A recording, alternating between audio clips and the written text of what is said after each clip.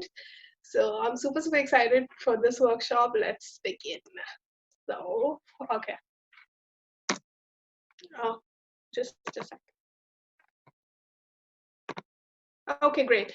So about me, so I graduated as a Bharatanatyam dancer in 2017, so it's been around 3 years now, and I've performed at various platforms, and I recently started a YouTube channel as well, and also I don't have a lot of teaching experience, but I do have some teaching experience. Canada, I'm new for teaching experience, but in India, I've taught students, so I've started my online classes here as well, and if you are interested, you can DM me. I have my social media later on. But yeah, so that is just a little bit about me. And now we are here to talk about Bharatanatyam. So let's get into it. So I hope you can see my screen still. But yeah, Bharatanatyam, it's one of the oldest dance forms that exists on this entire earth, and it's approximately around over 3,000 years now, I think even more. But yeah, it belongs to the southern part of India, in a state called Tamil Nadu. It originated in Tamil Nadu, and most of the languages and the songs that we hear, that is in language Tamil. And I don't know, many of if you guys joined, we had a Tamil workshop as well of the last week. So all the things, you might be able to relate certain things. But yeah, it's one of the 8 classical dance forms, and I do have a fun fact about the 8 classical dance forms later on. But yeah, in India, we have 8 classical dance forms from all over. We have one from north, one from east side, then we have a lot of from south side. So we have a lot of classical dance forms, and this is one of them. And yeah, so when we talk about Bharatanatyam, we need to know about a little facts. So how Bharatanatyam originated. So since I told you, it's like around 3,000 years ago, it started, this dance form started. So we are talking about in thousands years here. Just keep that in mind.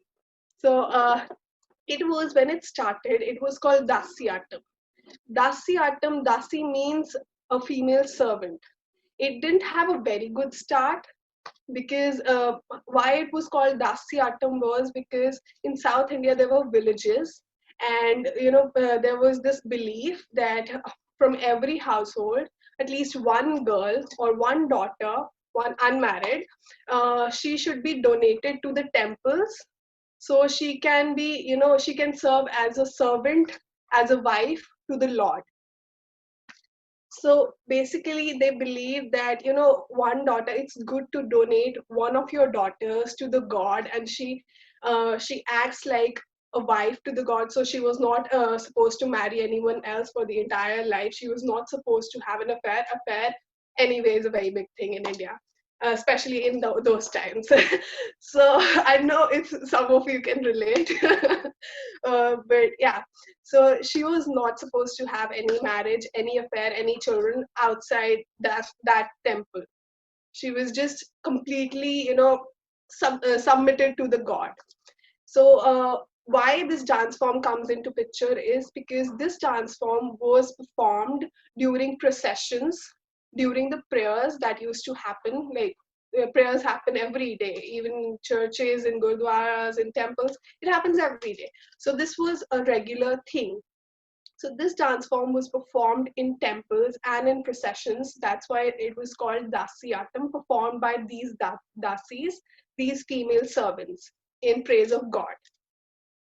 So that is, it didn't have very good start, but there was a time when this dance form completely declined. It was completely finished from the Indian culture, but there were certain gurus and certain, big personalities who took the responsibility to bring back the dance form in a much beautiful way.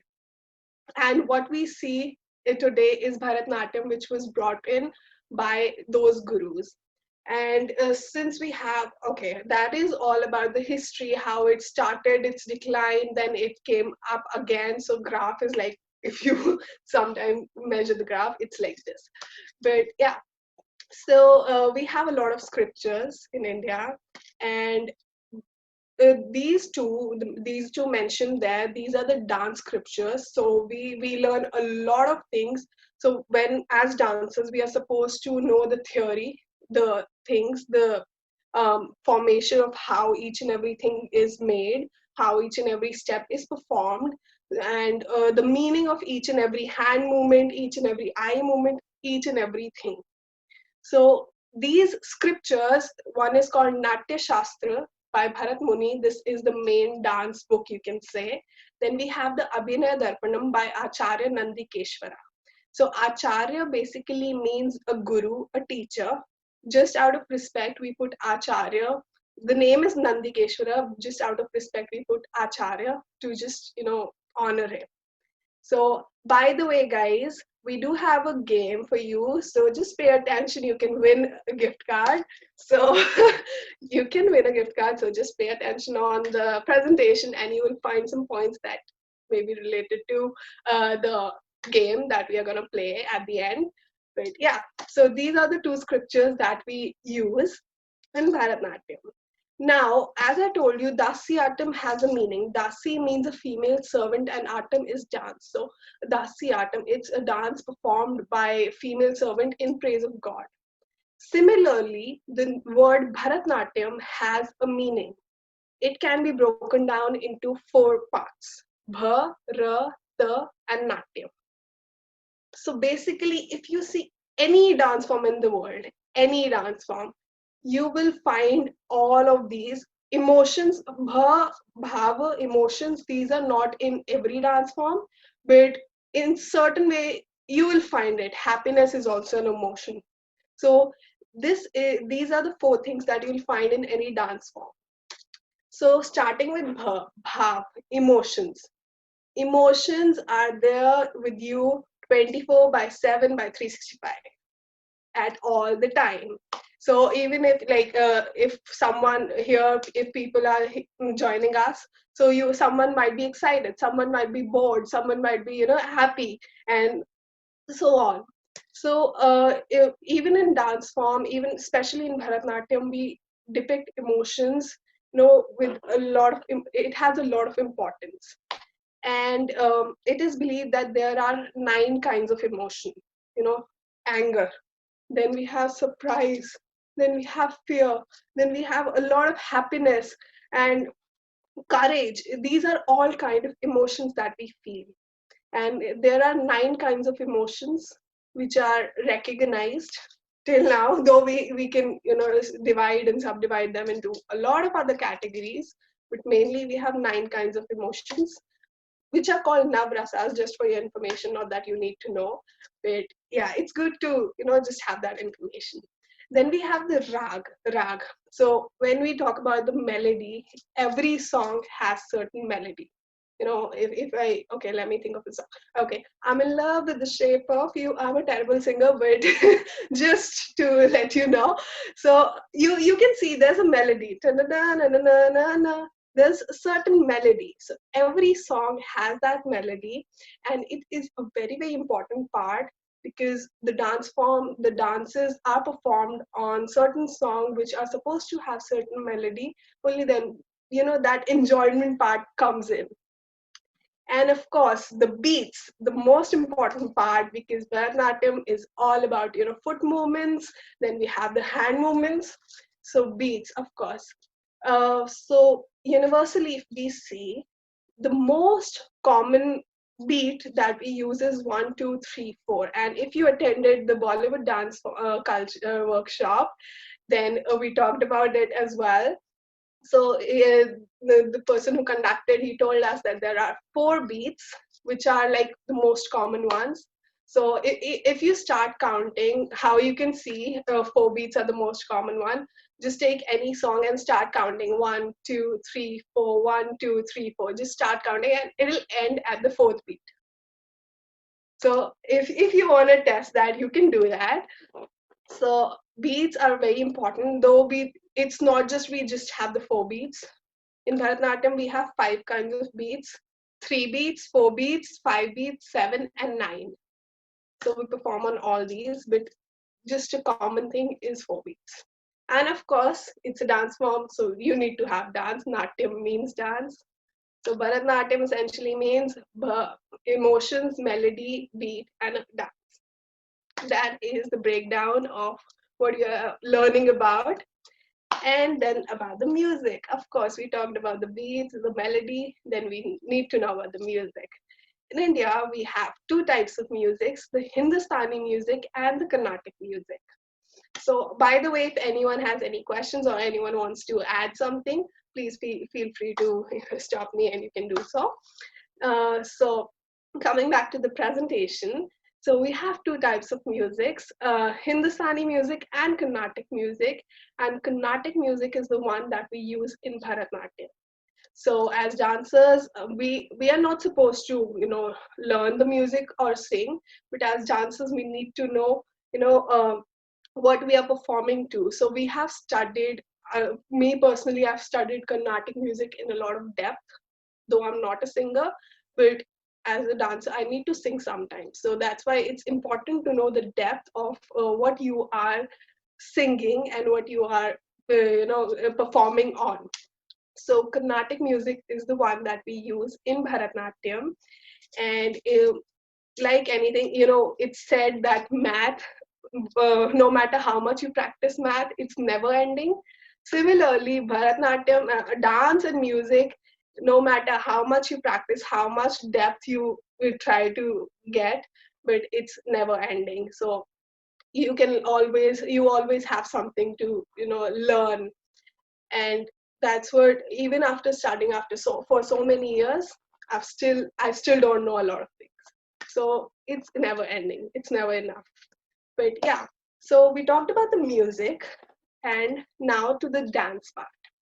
So of course there are a lot of things we can talk about in dance, but the basic thing is called Bhumi Pranam.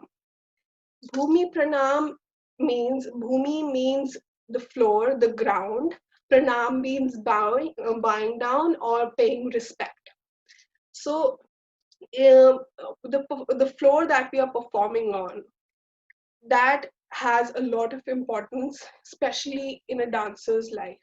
Though in all of ours life, because the floor is the one that carries our weight all the time. You're sitting, standing, dancing, jumping, hopping around, it's carrying your weight. So it's very important to pay respect, and we believe that God is in everything. So why not the ground? Of course. And since it's in the ground as well, why we perform, this is a series of 12 steps that is supposed to be performed, and it is supposed to be performed before every practice or performance and after every practice or performance. And why before? To ask for permission from the ground, we are going to perform on you, please give us permission to do so. And also, paying respect and asking for help. We are going to perform on you, please help us to have a great practice, to have a great performance, because we are gonna put our weight on you. And why after the dance practice? Because once you performed, that floor, that it carried your weight. So thanking, it's important to thank and to respect the ground for carrying our weight for so long, whatever the amount of practice that we performed. So thanking the ground is important for that reason. And yeah, that is very important. I'm going to show you how Bhumi Pranam is done. So I do have a little surprise to you. But yeah, so now I think some interesting fact that I was going to tell you about. So Bharatanatyam is one of the only two dance forms in this world performed in sitting position all the time. So if you meet a Bharatanatyam dancer, you automatically need to know that their leg muscles are really, really strong. Okay, so if they kick you, you are gone. Just kidding, but yeah. So their leg muscles are very strong. Why? Because this dance form is performed in sitting position all the time. Though we have variations, we stand, we sit or completely on the ground, but most of the time it's done in half sitting, and if you can see, I'll show you how.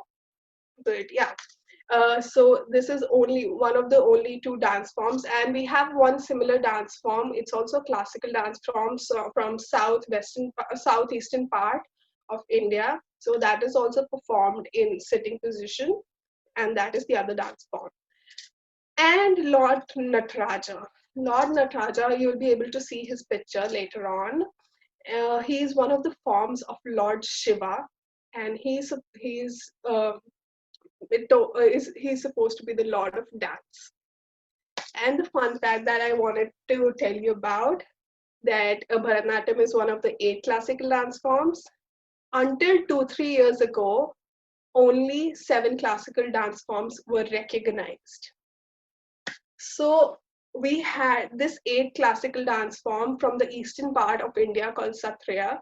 It was always there, but it was not recognized as a classical dance form. It was recognized as folk dance form. So it's just very recent thing that they recognize that there are not 7 but 8 classical dance forms. So there are certain attributes, certain categories that a dance form needs to follow, that needs to fulfill to be recognized as a classical dance form. And they said, yeah, okay, this dance form follows all these attributes, has all these attributes, so let's recognize it as a classical dance form. And the very very basic dance form, the very very basic dance piece can go up to 45-60 minutes, the longest and the basic one. Though if we want, we can take it to 2 hours, 3 hours, 2 days, 5 days, whatever. But the very basic longest is 45 to 60 minutes that we all perform. Though it can be as short as 2 minutes as well. So yeah, but the longest basic dance form, dance piece. Okay, so I have a performance for you, and I hope you guys enjoy it. But yeah, before the performance, I do have, there's my social media, there's my YouTube page. If you are interested in dance, so just DM me and follow me on the YouTube. But yeah, the picture that you see, that is Lord Nataraj. So he's the, I don't know if you can see my cursor. Can you? Can you see Yeah. my? Okay, great. So just a little more information about Lord Nataraj. So these little things that you see around the circle, these are the fire. This is fire. On this hand, he has the fire. This is the fire on this hand. This is an instrument called damru. Okay, and Lord Nataraj has snakes around his feet, and there's a story in Indian mythology that he killed a demon. So that's the demon there. But yeah, every action that he's performing, there is a certain meaning about it. And before coming to the performance, why I want to tell you why I'm so passionate about Bharatanatyam. Because Bharatanatyam is, you can say, it's kind of yoga. Because in yoga, this end goal is to get moksha, activate all your 7 chakras that you have.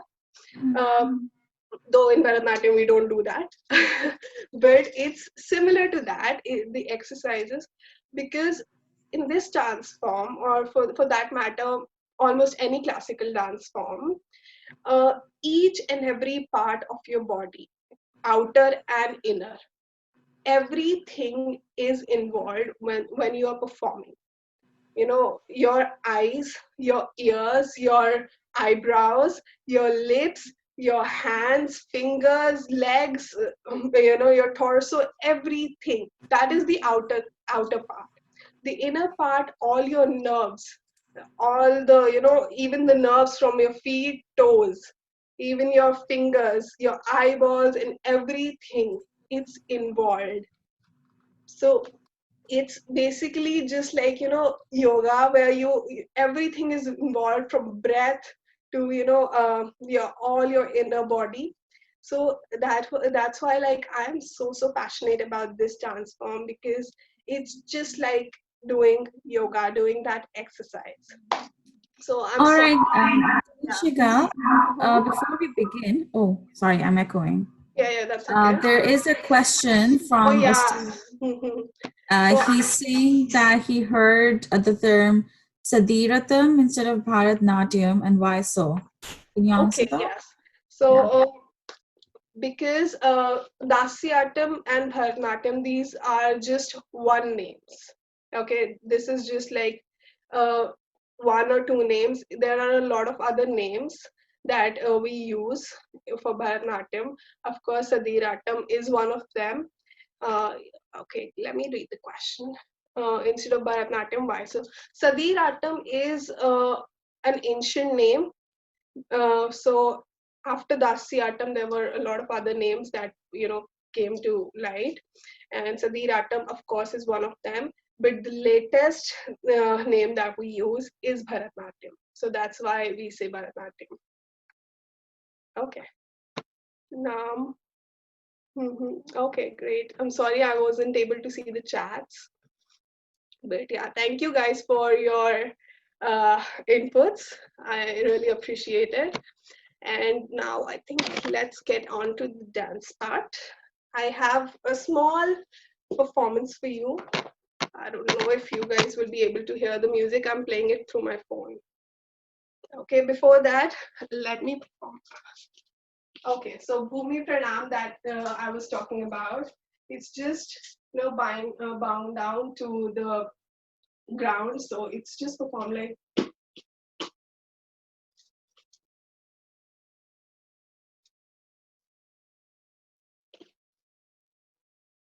that is the Bhumi Pranam. And now for the dance form.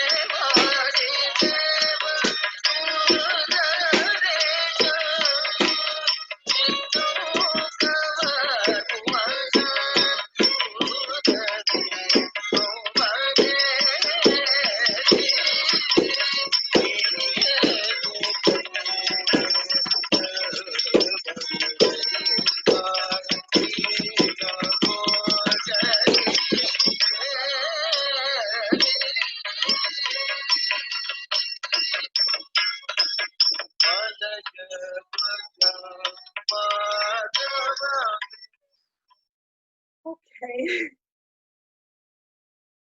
thank you. Okay, so Amazing. Thank you, guys. I hope you enjoyed it.